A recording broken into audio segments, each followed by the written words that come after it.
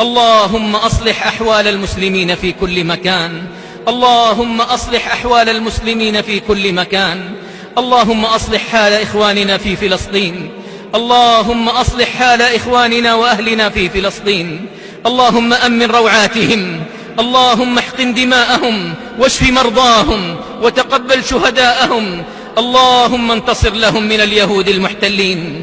اللهم انتصر لهم من اليهود الغاصبين. اللهم كن لهم معينا ونصيرا ومؤيدا وظهيرا. اللهم طهر المسجد الأقصى من اليهود المحتلين. اللهم احفظ المسجد الأقصى. اللهم احفظ المسجد الأقصى. اللهم اجعله شامخا عزيزا إلى يوم القيامة برحمتك وفضلك وجودك وكرمك يا أرحم الراحمين.